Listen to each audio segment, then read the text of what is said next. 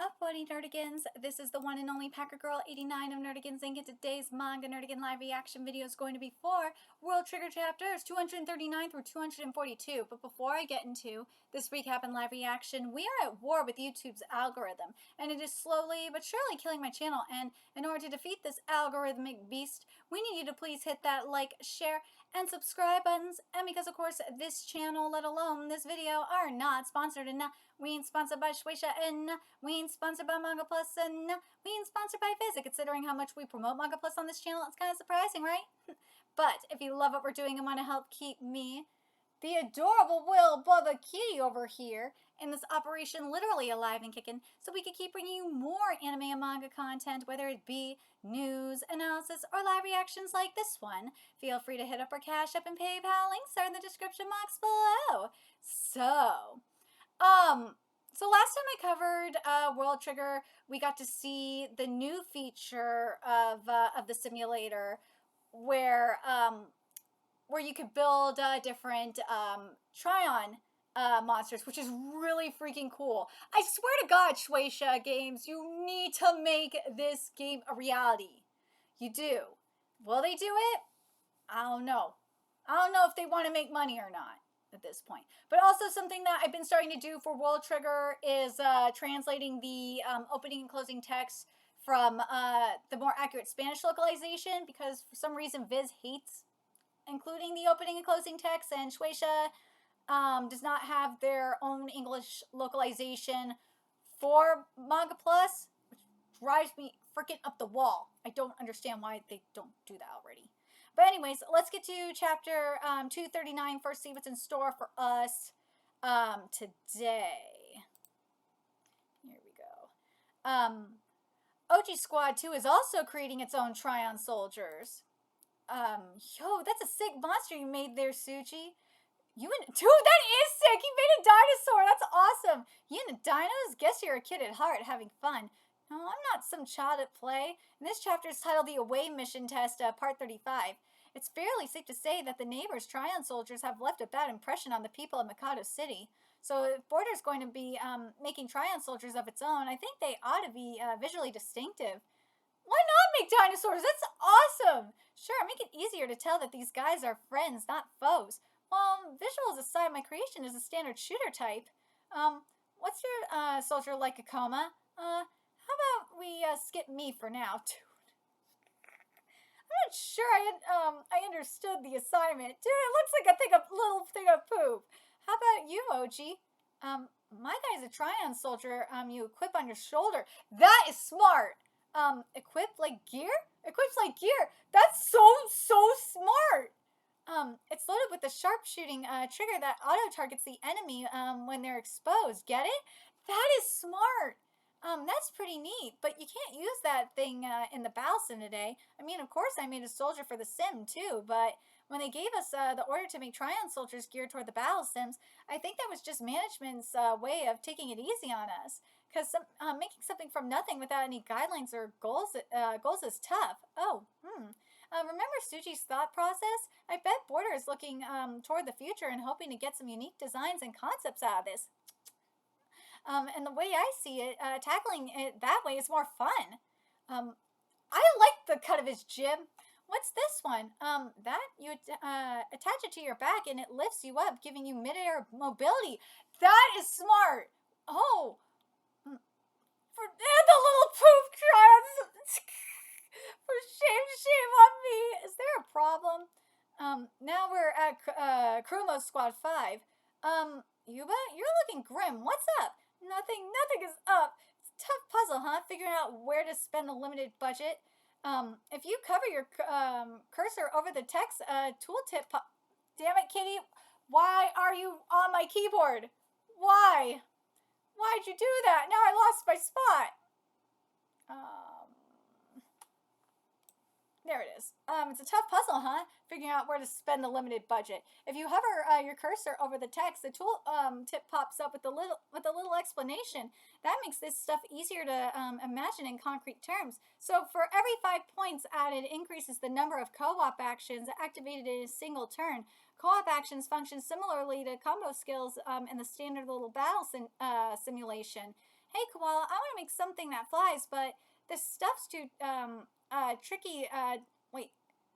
This stuff's too tricky, don't get it. So here, done get it. So incurs, 5 action tokens, 2 evasion, incurs negative 5 action tokens, or minus 5 action tokens, minus 2 evasion, unaffected by terrain while moving. Cannot equip a sniper rifle. When an aerial unit engages with a ground unit, both suffer from aerial range adjustment. Incurring minus 6 to range. The aerial range adjustment effect is reduced by the ground unit's elevation. Oh, sure, it's a little complicated when explained in words, but just think about it when it means for a unit to be flying. When your guy's flying up high, both parties will have a tough time hitting each other. So like distance is like 7 versus the elevation is 0, but like compared to like an elevation of 4 and a distance of 3. But if the one on the ground climbs to a higher position, it'll be much easier to land attacks, and that goes both ways. That means you need range more than ever to make up for the height you're flying at. Yeah, exactly. So does flying make it strong or weak? Well, definitely strong against enemies with low range, but weak against those who boast high range for their attacks. Let's see. I think it's supposed to be boost. God damn it, Viz. Unlike the other leg types, the flight option incurs stat penalties, not bonuses. Cost-wise, you gotta juggle attack, defense, mobility, and probably sacrifice one of those ultimately. Yeah, so you got 2 legs, which is plus 1 attack, plus defense, plus 1 evasion. 4 legs, which is beast, which is and this is movement types attributes at a glance. You got 4 legs, which is plus 1 attacks, 1 action token, plus 1 support, plus 1 evasion. 4 legs, which is an insectoid. You got plus 1 attack, 1 action token. I say attack. I'm sorry. Yeah, plus 1 action token is for 2 legs as well. So it's plus 1 action token, plus 1 attack, and plus 1 dexterity. 6 legs, which is also an insectoid, is plus 1 action token, plus 2 dexterity. So it doesn't have an attack. 6 legs. And flying has plus 5 action tokens, minus 2 evasion, and it ignores terrain when in motion. Flying soldiers are actually kind of sluggish, huh? Think of them as slowly wafting around, I guess. Fine. It doesn't need to attack. It'll just be flying radar emitter thing. Nice. That'll be hard for others to take down. Doesn't that make sniper units pretty essential? Yeah. For shooting down fly guys, I mean, having a few would give us some peace of mind. I think mid-range units are better bet than ours with super long range, which are just okay. What exactly is the highlight of attacker units if they're so useless against flying ones? Blades don't require ammunition, so you get a decently strong unit for a low cost. So for the weapon characteristics, so blade, standard shot, sniper rifle, meteor, and grenade all have damage and range. Standard blade doesn't have standard shots, sniper rifle, meteor, and grenade all have ammo, and then meteor and grenade have splash and damage. Those are the differences and similarities. So that saved cost can go somewhere else, giving us a bunch of cheap yet strong units. Yep, you got it. Korai, lend me your wisdom. Sure, how can I help? Kakizaki Squad 3. Damn, seriously, Korai's a genius, man. He's really picked up on this like perfectly. He definitely he probably should be a strategist. I don't know if he goes on the away mission, he should just be in like the tactical unit for real. Kakizaki Squad 3. Wow, you made a really elaborate. Oh my god, damn it, Kitty, you distracted me. Wow, you made a really elaborate one, Taichi. Dude, what in the Gundam is that? What was the idea behind this Trion Soldier? It can perform rescues on the battlefield. That is smart. This thing can clamber over ravaged terrain where vehicles with wheels can't tread, and it can rescue people who didn't evacuate in time. I was thinking that maybe a flying unit would give the passengers a less bumpy ride, but in the end, it's better off having all that solid armor. And your second creation here, is this for patrolling? Considering I don't see any weapons at all. Well, it's a mount for snipers.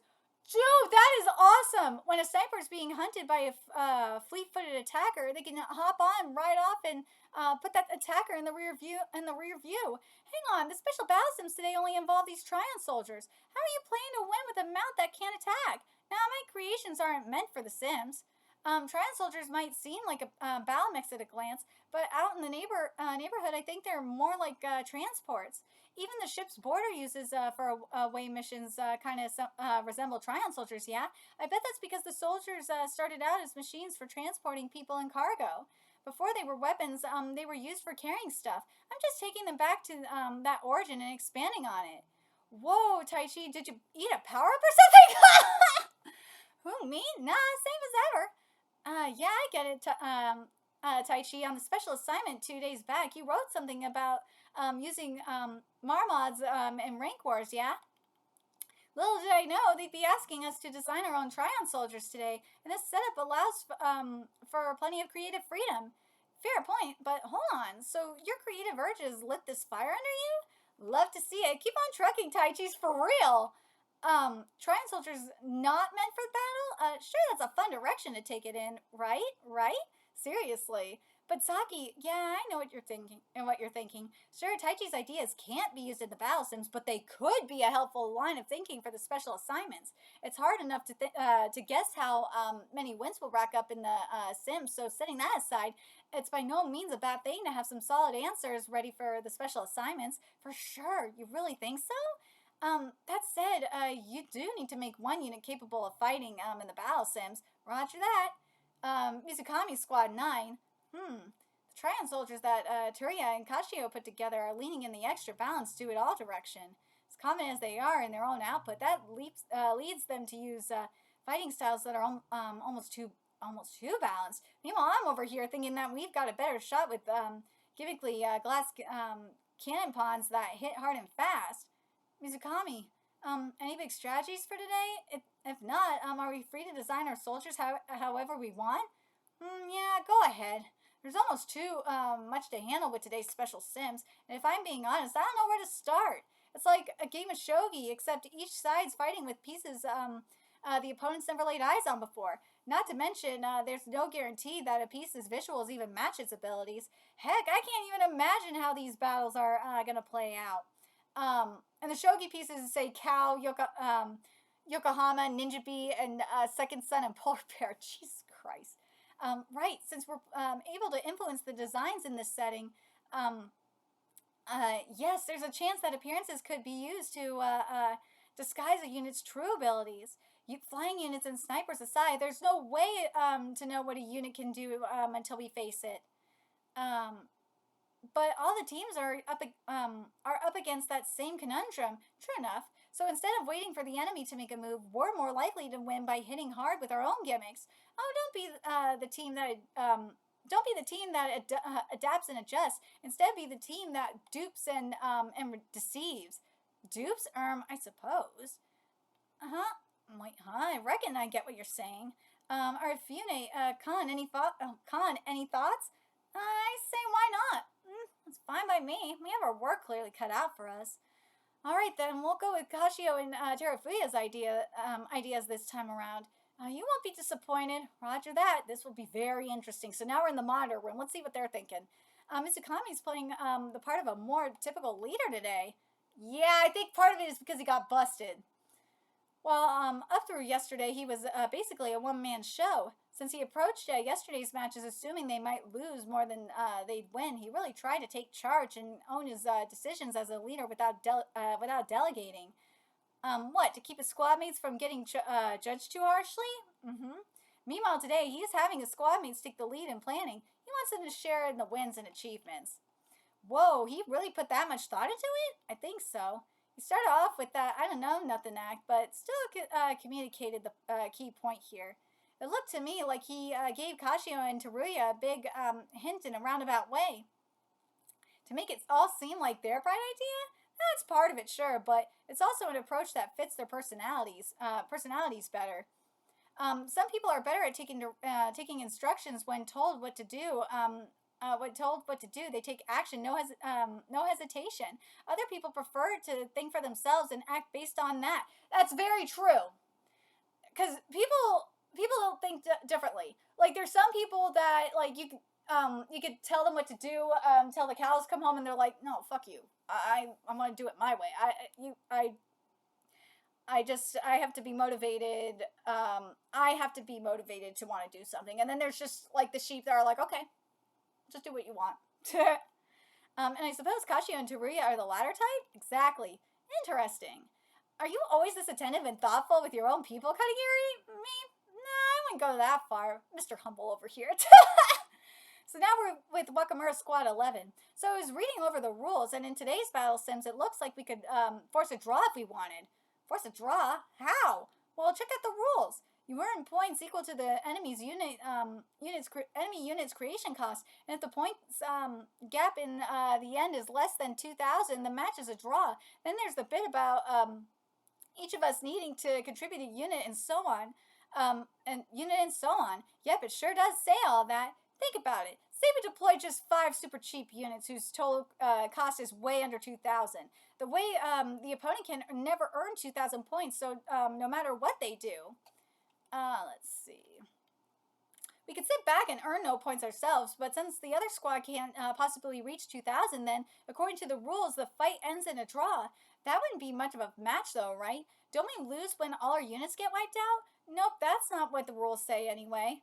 That's wild. By cheesing it like that, we could get through these special battle sims without a single loss, technically. I ain't so sure. Agreed.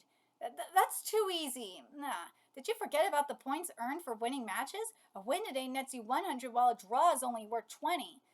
Forcing a draw in all 10 matches would mean 200 points, which is no better than 2 wins and 8 losses. That's aiming kind of low, no? Furthermore, a draw also gives our opponent the same 20 points. Better than losing, perhaps, but the gap still will steadily grow against the squads that actually win. We've got more room for creative freedom today, so we gotta suck it up and find a way to crank out some wins. Right. No dice, huh? I thought I'd find an easy peasy, no-brainer strat. You can't take the easy way out in this, come on! Your idea is still an intriguing one, Yoshido. Think about it. The squads that up through yesterday we've never once managed to defeat. It could be a legitimate strategy to force draws in those poor matchups. Or we could share this strategy with other low-ranking squads. Then we could all employ the tactic against high-ranking squads, raising our relative position. Collude with the others to keep the strong squads from winning even more? Whoa, that could be huge for us. Yeah! No. I'm sorry, but we won't be colluding with other squads. If the squads who've done well in the battle sims are suddenly the targets of this ploy, then that would have to include Suwa Squad 7. Going by yesterday's scores, Suwa, Mikumo, Oki, and Yoko, each of them is a squad mate of someone here. We owe them for helping us with the assignments yesterday, and I refuse to pay back that debt with the betrayal. Ooh. Good point. Like, if we take aim at Mizukami's squad because they're in first place, I bet Zaki wouldn't agree to it. And Oji, well, I'm not sure about him. Arifune is also in Mizukami squad now. Yeah, it's hard to imagine anyone on Arifune squad being this hard-pressed. Roguro, always with the cold feet. Oh, God. Katori gave Wakamura squad Katori gave Wakamura's squad a helping hand because she didn't want to see them wind up in last place. Her assistance will have been a big waste if they don't use every advantage they got now. This is the wrong moment to give speeches about debts of betrayal. That strong sense of honor is one of Rokuro's best traits, no? I bet Hisato is happier keeping everything above board, too. Honor is well and good, but how far does it go? Honor takes priority if we lose, so be it. That kind of thing just rubs me the wrong way, and I can picture Rokuro thinking like that. Nah, I'm seeing Wakamura from a different angle now. Really? Because all I see is that bad habit of his where he runs from the hard decisions. I'm not saying he's totally gotten past that. How do I put it? Something about this call just feels different. Forcing draws will be our last resort, but I'm sure we could come up with ways to earn some real wins. Any thoughts? Let me think. Since we can't predict our opponent's strategies, the best we can do is deploy a balanced army of units. Hyose, got any slick strats? Of course I do. Simplest move is to employ flying units for offense. Flying ones, huh? Given the stated abilities of flying Trion soldiers, um, they're able to absolutely decimate short-range soldiers on the ground. This is the case in real battles as well. You mean it works in real life? So what? That's a tough strat to pull off in this game environment. Every squad's gonna bring some range soldiers to the fight to counter flying units. Our odds of winning are slim if we're just hoping they forget to account for that. Plus, if these flying guys are doing the fighting, then the limited budget means they'll be weak on defense. Let's see.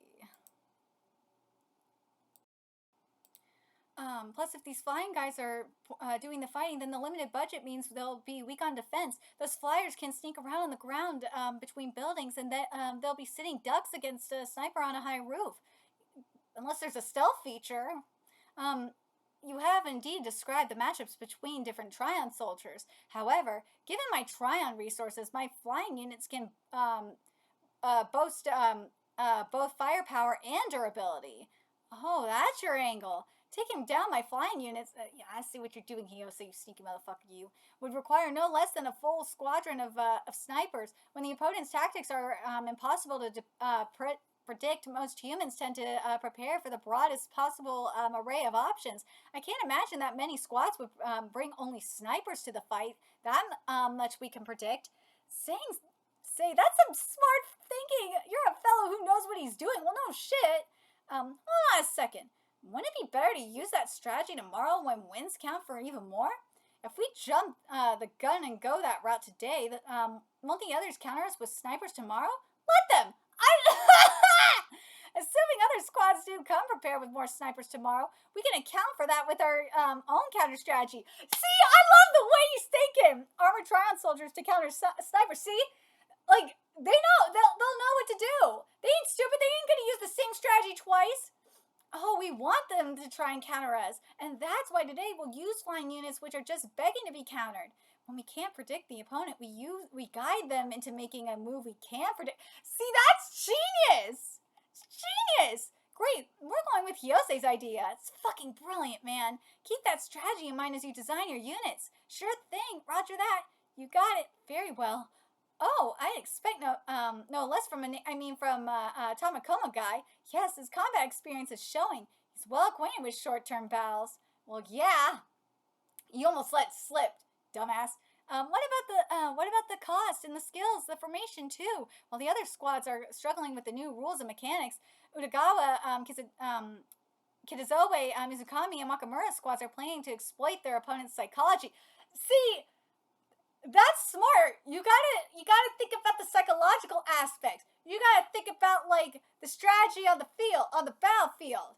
Yeah, dude, I love that strategy. Hyose uses it. It's just sneaky. So you think one of those four will win big? No, the victor today is likely to be Suwa Squad 7. What? What does Miwa mean with this comment? Well, we'll find out. Let's get to chapter 240. Mai must withdraw from the battlefield because he's hungry. Oh God, he gave him a Snickers. Whatever could be the matter? I'm hungry.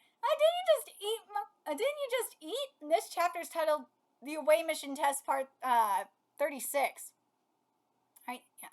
Our next judging shift is about to begin. Can you hold out until dinner, Mai? Need a snack. Can't go without one. Want me to run and grab something? Hey, Uno. Oh. Did Uno come through? Uno came through the clutch. Oh, you're up? Thank you, Uno. Say thanks, Mai. You're a real pal, Uno. Yes, thank you. Back to the monitor room. Arishiyama said, pay close attention to Wakamura's squad, but Yonya and Miwa told me to keep an eye on Suwa Squad. Now I don't know who to watch. Why don't I monitor Suwa Squad 7 while you take charge of Wakamura Squad 11, okay, Ryuji? If that's how it's gotta be, guess I'm stuck cheering for Rokuro's people. Not cheering, judging! Is everyone ready? Sure am. Indeed. Yep. Good to go. So it's 3 p.m. The special battle simulation exercise 1 begins. Here's our squad's unit loadout. So we have Hyose's aerial units. Creator Hyose Bomber Canadian. Gotta kick it over the Canadians. The cost is 2214 points. Alright, so we got the grenade, the high impact, low range explosive. When used by flying units, grenades are unaffected by the aerial range adjustment penalty. And midsize with decent defense and armor rains grenades on enemy territory. And then our other units are small ones with mediocre abilities. They're spec'd less toward durability and more towards evasive action. So you got Sasomori with the Spiker Rat times 4. It costs 688 points. 688 points. We got Wakamura's Gunner A, 4 of them. That cost 891 points. Then you got Hanzaki's Sandspud times. Dude, that fucking design is so dumb. Oh my god. 4 of those with 728 points. And then there's 3 of. Oh my god. Why? Why this freaking. What is this? What is this corgi radar? Oh my god.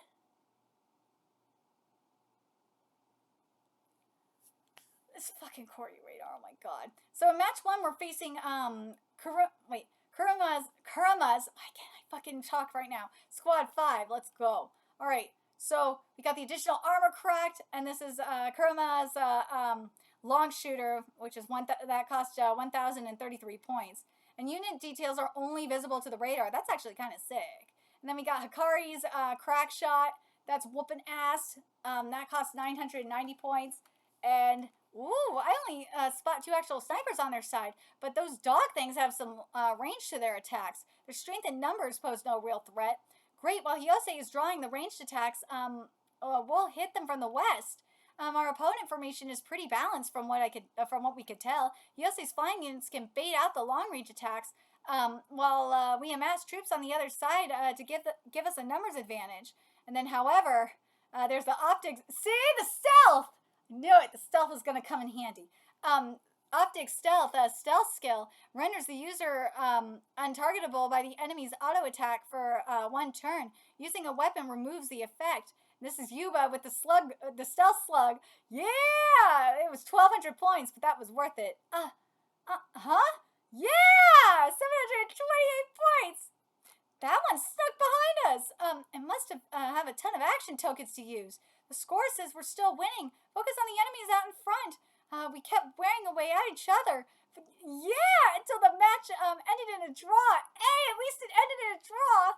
Should I have prioritized being the attacker who got the drop on us? Damn, it's fine. Even if the enemy has a few surprises up their sleeve, our team won't be beaten by any run-of-the-mill bounce formation. Hyose was proven right. In match 2, we faced Kadera's squad 6 and won with a 3,000 point spread. Yeah! We barely broke a sweat bringing home that win against Kadera, no less. It looked like the bombing strategy really messed up their teamwork. Their formation was built around combos. Well, that was stupid. Their approach took into account the matches up through yesterday, like Mizukami's and Sua's squads. They focused on combo strategies. Too bad for them, today is the one day when diligence and accuracy aren't the keys to victory. Rather, matches will be won by the element of surprise and creative thinking. Creative thinking, huh? Then came match 3 against Ninomiya's squad 8. Yo, that is sick! Check out those 3, whatever they are. Too freaky. Definitely visually unique. What the fuck is that? High-powered units made with Amatori's Trion, maybe? Like, what is that? If all 3 are major players, then they'd be eating up a huge chunk of the overall budget. So, like, 9,000 points? That's true. The radar's showing 12 units on their side total, so it's unlikely that the big ones actually came at a high cost. We can't be sure of anything, really. The other 9 could be all low-cost grunts, or maybe only one of those 3 is a powerhouse. Impossible to say. Either way, Hyose's units won't be brought down easily. Do a bombing run and see how they react. Very well. Let's see. They're on the move, too. Head on, then? Hit them with auto attacks. Ooh, boost type skill provides a momentary Mobility boost, equipable only by two-legged and four-legged beast units. Yo! The armor cracks, man. It's 266 points. That behemoth wasn't worth much. Nina Mia Squad 8. Oh, my poor Tornado Tower. Ooh. Which tells us that other one must be Amatori's. Yeah, Amatori! Yeah, the Yuma. I see you with the Yuma. I see what you did with the Yuma. I see you.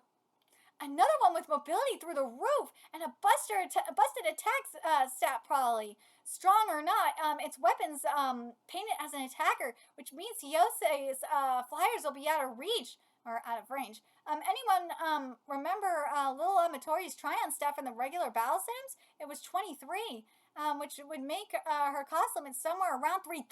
Holy shit! Meaning we won't lose as long as we beat all the others, even setting Chica's aside. Yes, exactly. I'll use my units to force Amatoris to use up their actions. You guys take down the others. Got it. Dude, Chica! Holy shit! Ultimately, both sides got massacred except for the aces. In the end, it was a hard-fought draw for us. Damn! Phew, that was a close call. Man, so every one of those jumbo monsters was a decoy? How'd they even create those complex designs? Every time I brought down a behemoth, numerous layers of additional armor were destroyed. Much like a unit's base armor, that additional armor can be molded however the creator sees fit. That is sick! That's a lot of labor just for the visuals. Come to think of it, those things did remind me of Kagami's little clay figures. We knew they couldn't take down Yose's unit, so Amatori's rampage didn't feel like much of a threat. Another advantage of using flying units. I think we're getting a feel for this. Our formation is the key to victory. But damn, this is wild! In match 4, we were up against Kakizaki Squad 3. We won by over 3,000 points. We faced Oji Squad 2 in match 3. A narrow victory with just over a 2,000 point spread. 2 wins in a row. I was all nerves wondering what kind of zany creature Eco might come up with. Guess I was worried for nothing. Oh, the fucking the wildfire bloom. The fuck is that? Our strategy really works against balanced teams. Not even a single loss so far. That's nuts. So they got 3 wins, 0 losses, and 2 draws. Right, kitties. Right, kitties. Oh, you and your eye bogies, kitties. I wonder if Yose's flying units could do the job on their own. Probably. I still think that Hyose, if he had a stealth ability up in there, ooh, that'd be dangerous. Flying units suffer a heavy penalty to their action tokens, so if the enemy elects to flee without a fight, I would have a hard time catching them. Oh, that sucks. So the aerial unit action token penalty, he has that, and then there's the penalty due to size armor density. I understand why for the size armor density, because that does weigh it down, so that does make sense. Say we send forth an army of aerial units, opponents who lack a counter strategy would simply choose to run, hoping for a draw. And if all our matches are better scram, yikes! And if all our matches were to end in draws, we ought to have saved ourselves the trouble and utilized Yoshido's guaranteed draw strategy from the start. Then we could have ignored these matches and spent the time on assignments, since it would be impossible for us to lose simply due to a bad matchup. Sure. But yeah, if we come off too strong, nobody will be willing to give us an honest fight come tomorrow. We gotta fine-tune our squad to seem beatable with some effort. Good point. We don't want others using the guaranteed draw strategy on us. Yeah, we're in trouble if they throw in the towel, basically. So it's match 6 versus Kitazoe's squad 4. Here we go. So this is turn 2. Dang, you seen this? Nothing but snipers. What the fuck is this? The sort of team we thought nobody would use. What? This formation is our worst possible matchup. Well, this sucks. Trying to bomb them from above is a losing prospect. You and Sasamori should get your guys to sneak up on him and use quick moves to take him down. Right. Okay, so Hanzaki, advance on the snipers and keep them in check. I'll guard you. Sure thing. Use the buildings to hide from their line of fire, Hisato. Get as close to them as to those enemies. Sorry, I've been recording like nonstop for like the last few hours. To those enemy units as you can. Got it. We cut into enemy territory on the next turn. Woo! Turn 3. Once we're all across the street, we'll split up and pick our targets. When we've thinned out the snipers' numbers, we'll be ready to bomb them on the next turn. Very well. Move, move, move! Woo! 891 points and 688 points. Damn! Explosive attack. What? Explosive attacks? Yo! Dude, 608. They're taking them out. 688 points? Damn! Huh? What's going on? Sniping, blasting, slashing? These things can do it all? Damn! No, that's not it. That sniper rifle is fake. It's just armor sculpted to look like a... That was sneaky. That was sneaky. So they look alike on the outside, but their guts are all different? So they got shooter, blaster, sniper, and attacker. That is sneaky. God, that's a real pain in the you-know-what. Shoot, I'll have to fix the tags I labeled them with. But which is which? Yeah, this sucks. We got countered hard and clean. Check out that 2,900 point spread. Yo! It's not over yet. We still have 2 turns left. Their entire strategy is countering enemy units lured in by their fake snipers. That is some trolling right there. Kitazoe trolled them.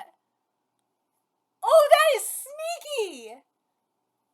Now that we know the trick, we're just facing a plain old balanced team. We've gotten... That was such a troll move. Oh my god.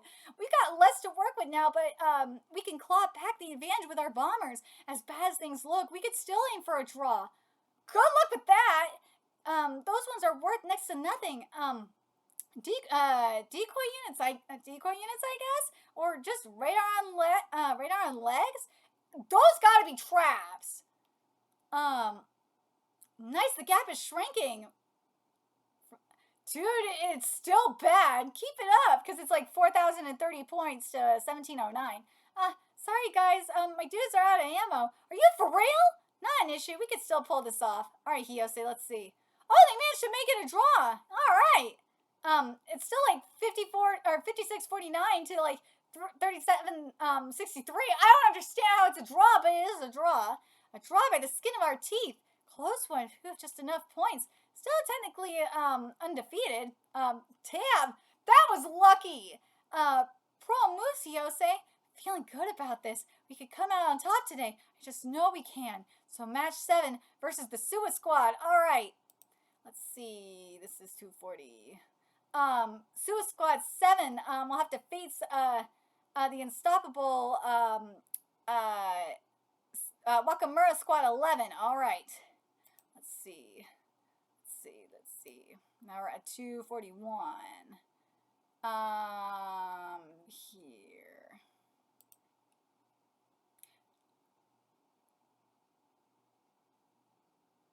Oh, I fucked this up. Well, Suicide Squad 7 have to face the unstoppable... This is what it said at the bottom, okay?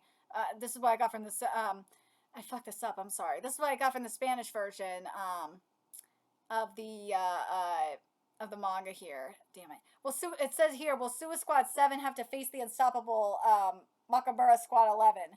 There you go. That's what it said. Fucking damn you, Spanish T-Bell, why'd you do that to me? But here, and then this fucking confused me. Whatever. So now it says here, facing Suicide Squad 7. Now that makes more sense. But anyways, just whatever. Next up is Suicide Squad 7. Great, let's keep up this momentum. Hold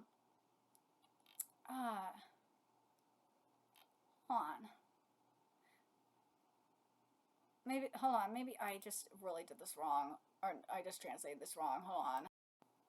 Okay, I did read it right. I was very confused for a minute, but now I know I read it right. Okay. Next up is Suicide Squad 7. Great, let's keep up this momentum. Okay. Yep. So match 7 versus Suwa Squad 7. Here we go. The enemy camp over on the west side, which is a spot we're pretty used to. Alright, so 241 is titled The Away Mission Test Part 37. If yesterday was any indication, they'll be coming at us with some nasty combo plays, so we can't be diving in all willy-nilly. Definitely, let's be cautious. Turn 2. Radar says they've got 16 units, same as us in that case. I'm seeing 5 snipers on top of the 4-story building. They look like bugs, sort of like my little guys. Are they really snipers though, or more fakers and tricksters? Too far away to tell for sure. Same strat as always, gang. After we draw the Western snipers' attentions, Hyose will swoop in from the side to bomb them. Very well. All right, let's see what we got here. Woo, nice. Yeah, nice. 3 of them took the bait. Dude, we got this. I don't know. We got this in the back. I don't know. Your guy's taking fire, Hyose, from somewhere. Yeah, see? I love that it's called the Bomber Canadian. I can't get over it. It's funny. Ooh, they got you, Hyose. We lost our bomber. Turn 3. Uh-oh. They had ambush troops lying in wait and hidden by radar jamming, it seems. See, they figured you out. The shields I added were meant to endure some fire, but not from such a massive assault. For real, their army's kind of big, yeah? Up to 22 by my count. Numbers like that mean that some are on the cheap side. I'm not so sure those sniper shots pack the usual amount of punch. Enough to burst through Hyose's shields anyway. Just like that, our aerial unit's gone. It was the cornerstone of our strategy. Meanwhile, the enemy's team's unscathed. Can we even fight back with what we've got left? Well, Hyose, any thoughts? There's no reason not to attack. They're 2,200 points ahead now, so even a draw is impossible unless we fight back. If the final spread at the end of turn 5 is 2,000 points or greater, it's a loss. If it's less than 2,000, the match is a draw. Okay, so that makes sense, because I was like, why? How is it a draw? Alright.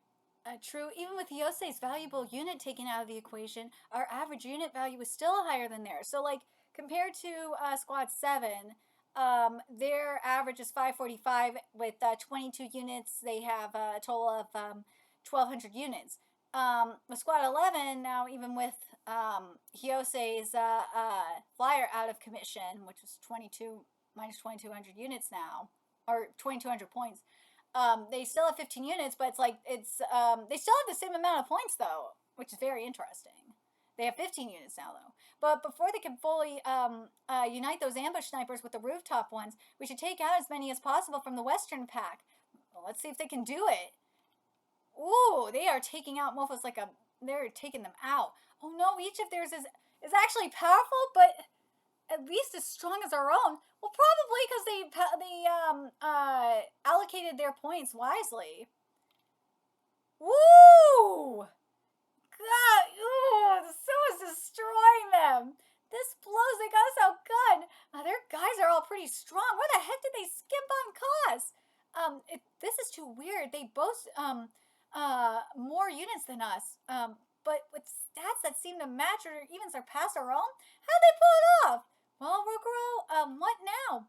What now, he asked. Good question. We're almost down by 4K, and they have way more fighters left on the field. What can we even hope to achieve at this point? Time until the next exercise begins, 121 seconds. Wait, I know. Okay, guys, making a comeback is less than likely now, but unless we solve the mystery of Suwa's secret strat, they'll make quick work of us again tomorrow. No matter how many more of our units they take down, we lose. The upside is it can't get any worse for us. So for the remaining 2 turns, we'll meet them in battle and learn everything we can about their lineup. Very well. You got it. Sounds good. On the final 2 turns, Suwa Squad 7 made use of their lead to tighten up their defense. They met our fire while backpedaling to safety. Meanwhile, our attacks managed to finish off another member of their vanguard, which was the extra mobile eco, leading to a 4,400 point spread in our loss. Damn, that sucks. Match 8, break. Let's go around and share any insights. The ones we did take down had costs that were nothing to sneeze at. Damn! Which explains how they performed so well in battle. But that many? Yeah, because they one had 916 points, one cost like 863 points, another was 807 points.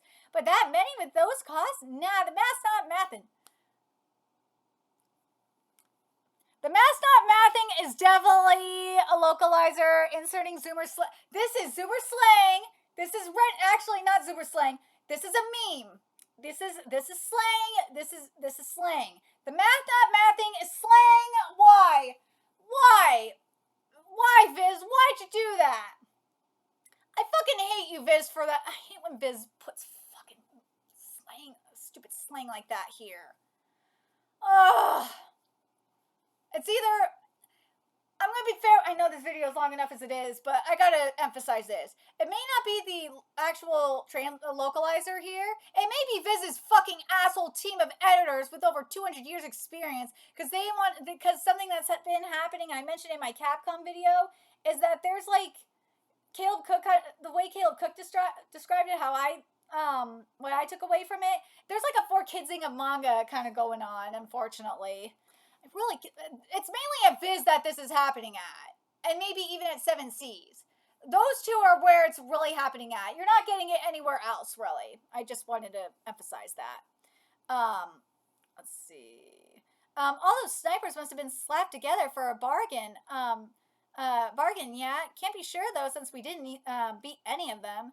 Nuh-uh, those snipers seemed about on par with my own sand spuds. Think about it.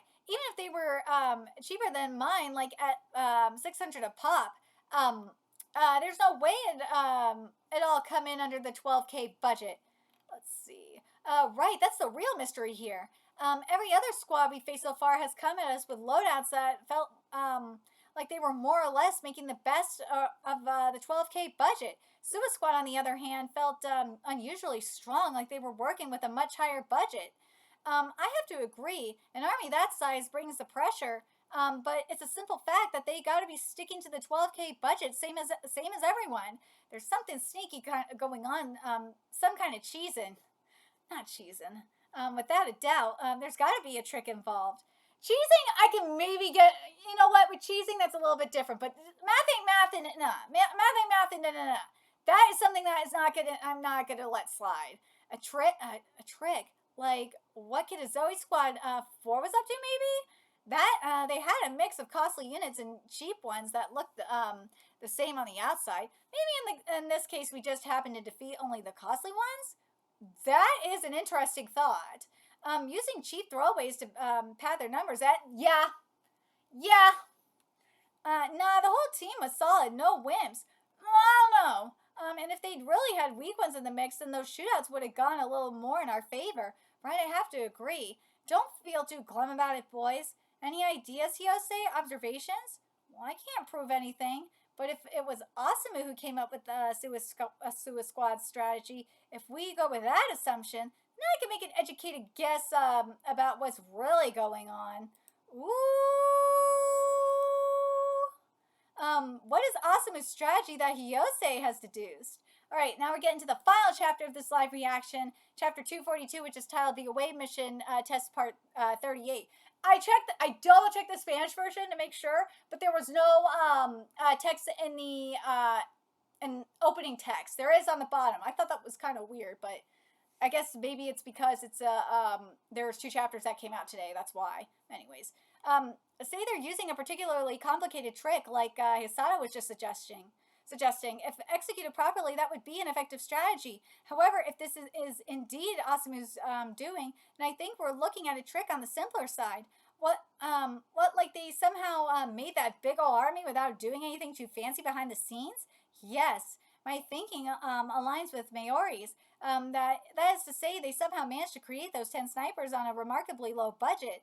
Hang on, though. There's no way that they got those OP units at a discount. Hey! You'd be surprised at what you could get on a discount. You really could. I mean, a lot of these plushies, or I should say, the majority of these plushies you see here, I've gotten on a discount. Hell, when I swear to God, I need a car again. when I get a car again, and I start getting, and when I get more money again, or enough money to do it, I do want to go toy hunting, film toy hunting videos, because something that I have been seeing via toy hunting videos is that like Ross and TJ Maxx and them, they've been getting like Bam Presto anime statues, and they are selling them like, we're talking like $40, $50 statues for like as low as like $10. I'm dead ass serious. Swear to God. Swear to God. Someday I will do it. I need to have a car and I need to have funds to do it. If only my car didn't get, those fuckers didn't steal my alternator and like really fuck up the car I had, then I would be doing it already. I'm telling you, my life sucks. Agree, their attack and range stats felt pretty high. Remember that in addition to attack and long range weapons, have an ammo stat. So like for a sniper, for example, that's shown here, you got a total level of 26, level cap 26, and there's the attack of 16, range of 12, and with an ammo with 12 shots ammo. You mean they skimmed on the ammo cost? Dude, they skimmed on the ammo cost? That's sneaky. No way, you're in for a bad time going that. Hey, no, with ammo, if you are able to use that ammo efficiently, you could skip out on the ammo costs. Dude, this is my inner Jew coming out right now. Well, I am a Jew, but this is the Jewness in me.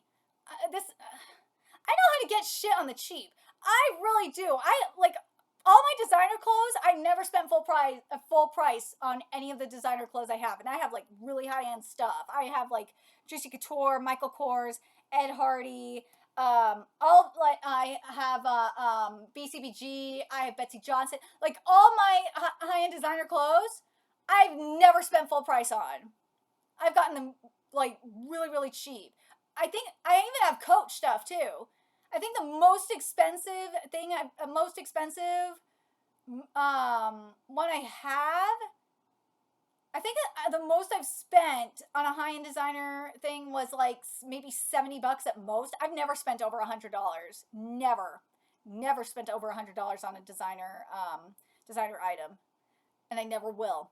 You mean they skimmed out on the ammo cost? No way, you're in for a bad time going that route. Even pumping ammo to the max gives you 13 shots. Max only gives you 13 shots. Popping off 2 or 3 shots per turn is going to leave you empty before the end of a 5-turn game. It happened to me. I got too trigger happy and ran dry in the middle of the match. Dumbass! Trying to seriously shrink the budget by cutting down ammo would mean those dudes could only fire like 3 or 4 shots each. Indeed. Follow that logic. What if Suicide Squad only ever intended for those units to fight for 2 turns? Spend 1 turn getting into position, exchange fire during turns 2 and 3, and finally on turns 4 and 5 retreat to safety. Assuming they only ever meant to rack up points on turns 2 and 3, then 2 turns worth of sniper ammo would be just the right amount. Sneaky. In turn, bringing down the weapon's total cost allows them to economize on the linked stat requirement. Meaning Sua's mighty army of 22 high turn units was only made to go on the offensive for 2 turns. That's my educated guess at any rate. I want to know from you guys that like play like games like Sid Civilization or Total War, or like even games like this. Do you guys do shit like this in terms of strategy? I want to know, because like this is really freaking smart. Like for turn-based games like this, do you guys, even like with Final Fantasy Tactics, what's the wording here? I'm gonna go back to this wording here. Do you economize your weapons or ammo or magic or mana like this? I know I've done it for Final Fantasy Tactics. That was a long ass time ago. For Final Fantasy Tactics Advance, I used to do that. But I don't play shooters, so that's why I'm asking for those of you that do play shooter games or play like Gundam games like this. I want to know if you guys have done something similar. A 2-turn limit, that's the strategy. They basically sacrifice 3 turns worth of offense to create a powerful army on a budget. That is so sneaky! Again, I want to know, have you guys created a powerful army on a budget on like a turn-based game like this?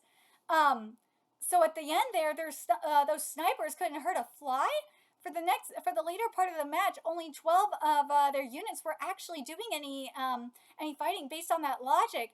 It's all up to us now. Dang, they played us for suckers. Yeah, dude, I love this strategy. It's not because I'm a Jew. It's just because it's smart. Hold up. On turns 4 and 5, there were definitely some sniper shots flying our way. To avoid revealing the inherent trick, perhaps they left a few units with ammo for the end. That would explain what we observed. I'm seeing it now. So they had used up ammo on turns 2 and 3, like, times 8. And they had 8 units do that. And they had 2 units save ammo for turns 4 and 5. That is so sneaky. Come to think of it, most of our losses did come on turns 2 and 3. As long as they thinned out our numbers by the end of turn 3, they figured the rest of their army could handle us after that, even without the snipers. Yes, exactly. Nobody's about to dive at a pack of snipers without knowing for a fact that they're out of ammo. On top of that, I assume they used radar jamming to keep us from knowing for the full extent of their 22-unit army until the firefight began. I get it. Seeing 22 units right off the bat would make anyone wary. Oof, gotta give him credit there. Wait, you really think Makumo came up with all this? Yes, assuming my guess is correct. Wow, it really is a simple strat once you peek behind the curtain and see how the trick's done. But what's mind-blowing is coming up with a plan and putting it into action on the first day of this stuff. I don't disagree. You could call it Asamu's strength. His strength, huh? You guys aren't second in B rank for nothing, I guess. Right. He sent me those tips for handling the video clip problems. I was impressed at the thought that must have gone into that. The spotlight tends to be on Kuga and Amatori, but Makumo's no slouch either. How does a guy learn to think like that? Is there something special about Tamakoma branch? Or maybe it's just, was that sufficient, Captain? Huh? Meaning what? Excuse me? Since a loss was inevitable, you instructed us to unravel the mystery behind Sua's strategy, right? Right, I did say that. Spacing out much? He totally was. This gives us a counter strat for tomorrow. All points to you, Hiyose. Don't lose focus now, cause today ain't over. We still got 3 more matches. Well said, we got this. Of course we're prepared. Yeah, that was, only one loss. March 9 versus Mizukami Squad 9 plus 2,139 points. The opposing squad used a loadout designed to sow chaos and confusion, composed of familiar-looking Tryon soldiers like speedy Bamsters and ranged Marmots, but with unexpected variants mixed among them under the surface, it was revealed to be a relatively balanced formation, much like that of Kitazoe Squad 4. So our usual bombing strategy proved effective, leading to a narrow victory. Match 10 versus Murakami Squad 10.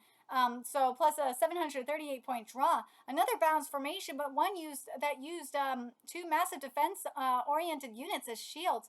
The bombing strategy ground them down enough to put us in the lead, but their giant tanks acted as platforms to help their attackers reach higher ground and take out all of our sands. Oh my god, I can't fucking read. Sandstuds. Oh my god, there we go. Resulting in an unfortunate draw. And tally thus far is 4 wins, 1 loss, and 4 draws. Not bad though. Our critters have got some fight in them. We're guaranteed to have more wins than losses now. That's a relief. I'm actually excited to see the rankings today. What a thought. Someone wise once said, "Don't lose focus now." Match 11. All right, last match for today. Stay cool and let's get this done. Roger that. Versus Utagawa Squad 1, turn 1. They've got their guys way out in front, as close to the spawn line as possible. Yes. Radar showing 13 of them. Not a lot. Others could be hidden, of course. Not any visuals. What do these enemies actually look like? I'm seeing crocs and bodies. The fuck can't be sure if they're attackers, shooters, or whatever. There are a few others that are still pretty much a mystery. Yes, it's hard to tell anything about them. Them hiding between buildings might tell us they ain't eager for a shootout. Right. Take the east route with caution and set up our main camp and on and around the four-story building. Yosei, you hang back for now. Understood. Turn 1, the action phase. Let's go. What the fuck is this? What is this with the Crocs, man? Like, this is so random. There's a chair? Why is the chair from Suzumi here? Why is the chair from Suzumi here? Why? What's their deal? Oh my god, it's the pyramid from Gravity Falls. Like, part of me's like, no, this is the pyramid from Shaman King the Superstar. But no, you can make the argument it's that too, but like, first thing I thought was Gravity Falls. Why? Why you giving me all this on the first turn? These things can really move. This presents a problem. Without a clear divide between the two camps, my bombing run would result in friendly fire. They raided our army before we could establish much of a camp. Before long, we were overrun by the suspiciously informed enemy squad. What the fuck is this? Like, a match results a loss by a margin of 3,500 points. That match went even nothing. What even was that? Nothing about that made any sense. Gonna have nightmares about this. I know I'm gonna have nightmares about this. Like, what the fuck was that? What was that? Like, that was the most random match. Wakamura Squad 11 final tally 4 wins, 2 losses, 4 draws. But then came the day 5 rankings. What will the position of Wakamura Squad 11 be? But what the fuck was that? That had to be like, that was like a match out of hell. What was that? What the fuck was that? That was a simulation out of hell. That was a battle sim out of hell. Like, what was that? Oh my god, what the fuck was that? Oh my god, I thought I was gonna call this like this video Army on a Budget, but like, dude, this is like a sim out of hell. Like, what the fuck was this? What was this? Like, what? What? Let me know your thoughts in the comment section below what you guys thought of these chapters, specifically, like, this final part here. Like, what the fuck was that? I'm so confused. I love that that Wakamura Squad was like, what the fuck just happened? And like, I was like, I'm gonna have nightmares about that. Like, I don't even know what happened. That none of it made sense either. What was that? What was that? I want to know what you guys thought about that. What do you guys think about what Makumo did? What that strategy was? Have you guys ever done something like that in a battle simulation before? I thought what Makumo did was genius. I like that he did that. He did it on a budget and he allocated it that strategy was genius. Genius! Let me know your thoughts in the comment section below, what you guys think, and remember to like, comment, share, and subscribe to Nerdigans Inc.